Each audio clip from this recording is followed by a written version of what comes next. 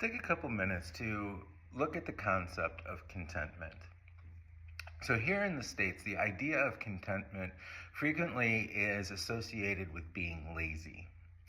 Why is contentment associated with being lazy? Why should we not want to be content?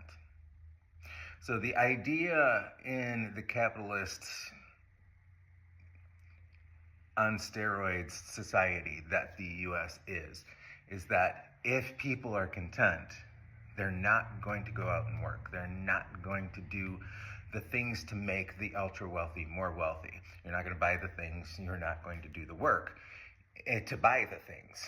So if you're content with what you have, if you are content with where you are at, capitalists don't see that as a good thing, because then you're not motivated to buy their stuff.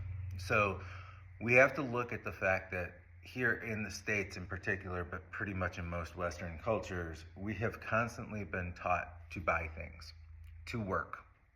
That a good person is one that gets up every day, goes into work, busts their ass, comes home, goes to sleep, and then they go buy the things on the weekend. Where's the contentment? Where is the balance in life? Where is the understanding of who you are and what your Dharma is? Do you take the time to sit with that?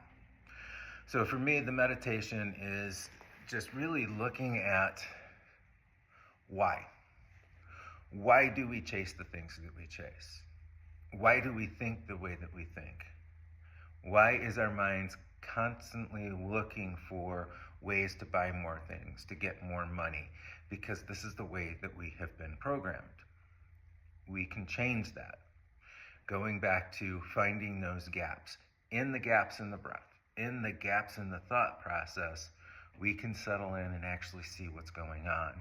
And we can start to detach ourselves systematically from a process that doesn't suit us. And we can search to find our true Dharma. Live in the manner that suits us best so that we can find contentment. Contentment is not laziness. Contentment is the state of life you should be in. Hopefully you find something useful in this. If you do, leave me a comment. Namaste.